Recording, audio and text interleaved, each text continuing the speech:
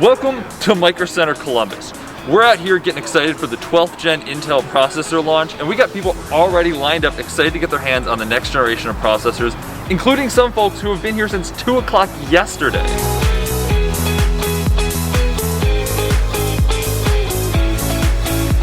These are Intel 12th gen processors featuring hybrid processing, DDR5 RAM capabilities, and the next generation of PCIe speeds.